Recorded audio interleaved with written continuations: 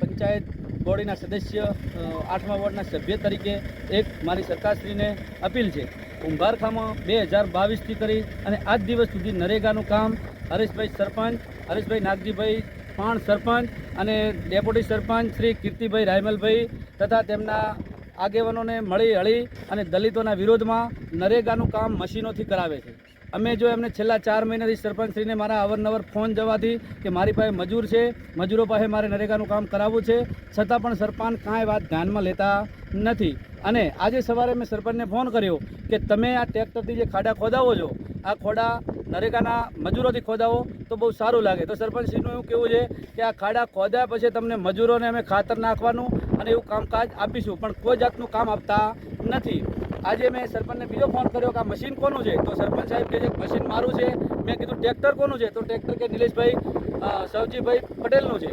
અને એમના જીસીબી, એમના મશીન, એમના બધા ઉપયોગોમાં આ નરેગાના કામો થાય છે. અમારા વોર્ડમાં 8મા વોર્ડમાં નરેગાનો એક જ કૂવો બનેલો છે, એક જ કૂવો. એક કૂવો બી જર્જરિત થઈ 6 મહિનાની અંદર પાણી અંદર જતું નથી. બીજા નંબરનો 8મા વોર્ડની અંદર આંબેડકર ભવનમાં એક જ રોડ બન્યો છે, આંબેડકર વાસમાં. એ રોડ છેલ્લા 6 મહિનામાં ખલાસ થઈ ગયો છે. રોડની કોઈ હાલત ખરાબ છે. ત્રીજા નંબરની વાત એ છે કે 2022માં મારા 4 ઠેરાવ મળેલા.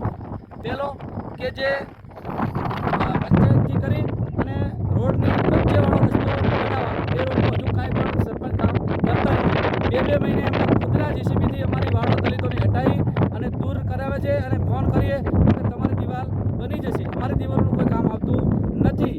પરંતુ એમના કામ માટે જો બી કામ કરવું હોય રાતોરાત ગઠબંધન કરી એમની સરકાર છે, સરકારના ઉપર થઈ અમારા કાગળિયા ફાડી નાખે છે. કોઈ આગળ લેવલે કામ કરવા દેતા નથી. આટલી મારી સરકારશ્રીને મામલતદાર, ટીડીઓ અને ડીડીઓ સાહેબને અમારા અગાઉ ડેપ્યુટી સરપંચ જીવરાજભાઈએ અવારનવાર અરજીઓ કરેલી છે.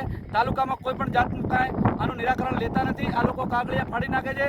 ઉપર લેવલે અમારું કોઈ ચાલતું નથી. કુંભારખા ગામના દલિતો, નીચેલા વર્ગોના તમામ મજદૂરોને આ લોકો કોઈ પણ જાતના ભેદભાવથી દૂર રાખવા માગે છે. અમારા કોઈ કામમાં ઇન્ટરેસ્ટ લેતા નથી. આટલી મારી સરકારને નમ્ર વિનંતી.